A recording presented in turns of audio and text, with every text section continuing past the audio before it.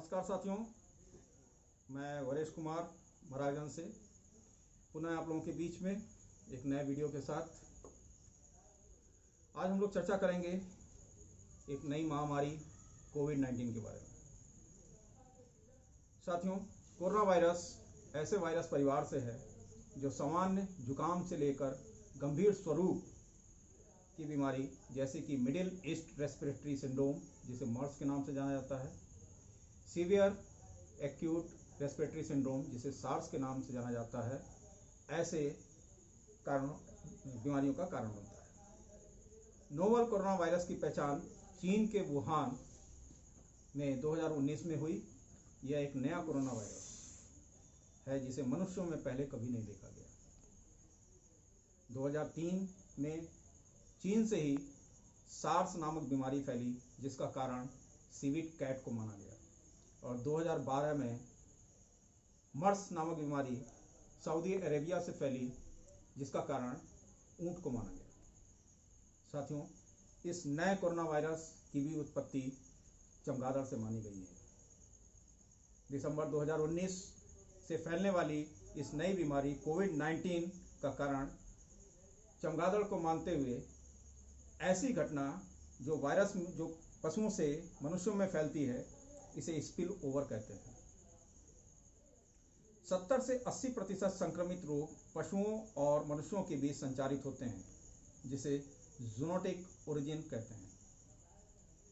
जनसंख्या वृद्धि, जलवायु परिवर्तन, बढ़ती शहरीकरण, अंतर्राष्ट्रीय यात्रा और प्रवासी सभी से श्वसन रोगजनकों के उद्भव और प्रसार के लिए जोखिम बढ़ जाता है।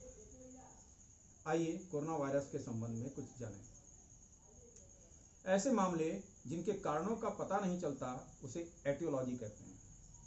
चीन के हुबई प्रांत के वुहान शहर के समुद्री भोजन थोक बाजार से 31 दिसंबर 2019 से 3 जनवरी 2020 तक 44 लोग निमोनिया से ग्रसित पाए गए जिनके कारणों का पता ही नहीं चल पाया।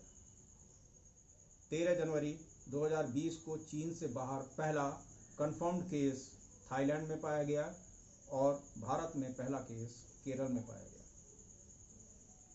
11 फरवरी 2020 को विश्व स्वास्थ्य संगठन WHO ने इस वायरस का नाम SARS-CoV-2 रखा तथा 11 मार्च 2020 को इसे महामारी पैंडेमिक घोषित कर दिया गया।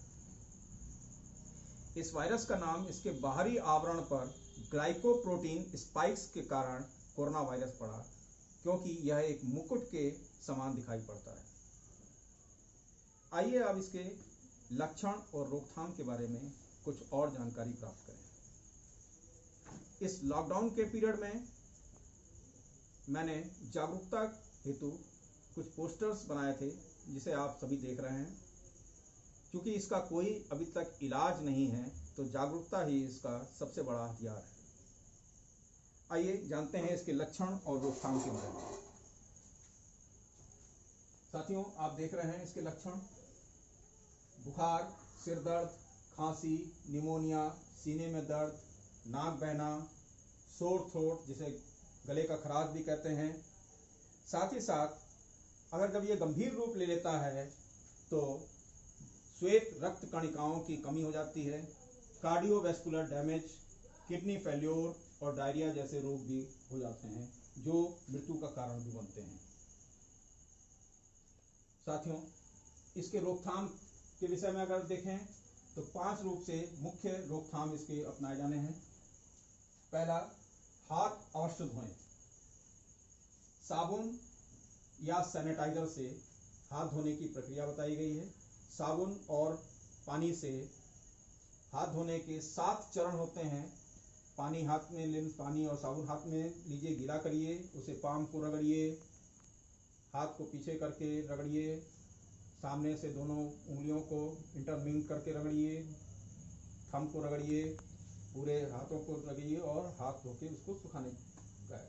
ये 7 चरणों को कम से कम 20 सेकंड तक साबुन और पानी से धोना है।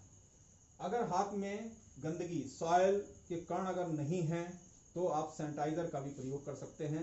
क्योंकि अगर ऑफिस में या बाहर होने पर हो सकता है साबुन और पानी आपको उपलब्ध ना हो पाए, तो आप सैनिटाइज़र का प्रयोग कर सकते हैं, लेकिन ये ध्यान रखने की ज़रूरत है उस सैनिटाइज़र में 70% अल्कोहल अवश्य होना चाहिए। दूसरा ये है, खांसते या छींकते समय रुमाल का प्रयोग करें। आज WHO ने कहा है कि रुमाल के प्रयोग की भी जगह अगर हम टिश्यू पेपर का इस्तेमाल करें और टिश्यू पेपर इस्तेमाल करने के बाद उसे बंद डब्बे में डाल दिया जाए तो ज़्यादा कारगर है। लेकिन अगर आपके पास रुमाल उपलब्ध नहीं है तो छींकते या खांसते समय अपने कोहनी का इस्तेमाल करें। हाथों का या पाम का इस्तेमाल ना करें, कोहनी का इस्तेमाल करें। बाहर जाते समय मास्क जरूर पहनें। अस्वस्थ महसूस होने पर डॉक्टर को संपर्क करें और रोग प्रतिरोधक क्षमता बढ़ाने के लिए कोशिश करें। इसके लिए आप योग कर सकते हैं, कसरत कर सकते हैं, आयुर्वेद की चीज़ें खा सकते हैं, इसका इस्तेमाल करें। असुरक्षित पशुओं के संपर्क से बचें, कच्चा मांस ना खाएं, अपने आँख, नाक, मुंह को छूने से बचें, बाहरी व बीमार व्यक्तियों के संपर्क से बचें। साथियों, अगर कोरोना के विषय में आपको जानकारी देनी हो तो 10-175-1075 नंबर का इस्तेमाल करके आप कोरोना से संबंधित जानकारी दे सकते हैं।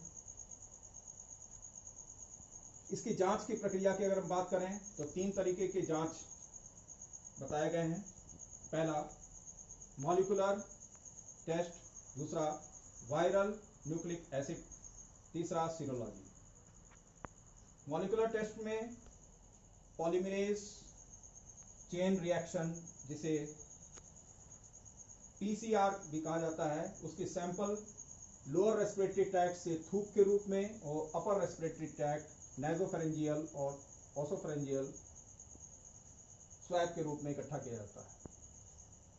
4 डिग्री सेंटीग्रेड पर 72 घंटे के अंदर उस सैंपल को प्रयोगशाला में पहुंचाना अनिवार्य होता है।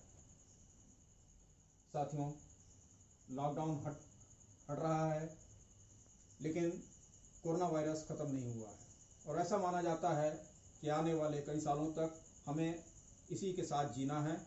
इसलिए सुरक्षित जीवन के लिए अपने आदतों में हमें कुछ चीज़ों को सुधार करना होगा।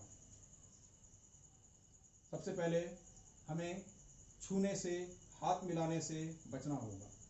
किसी भी अनचाही चीज़ों को या असुरक्षित जगहों को छूने से हमें बचना होगा। खांसते या छींकते समय कोहनी का प्रयोग करना होगा, टिश्यू पेपर का इस्तेमाल करना होगा। कि कोई भी खांसते हुए व्यक्ति के नाक या मुंह से निकले हुए जो कण हैं उनसे हमें बचना होगा। बाहर निकलते समय हमें अनिवार्य रूप से मास्क का प्रयोग करना होगा और अनचाही जगहों पर थूकना मना है।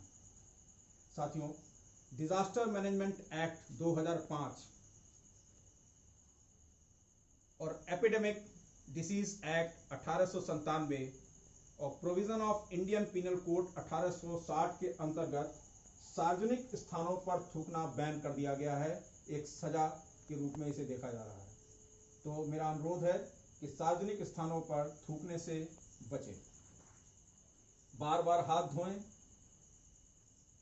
हाथ धोने के 7 चरण 20 सेकंड तक कम से कम हाथ धोएं।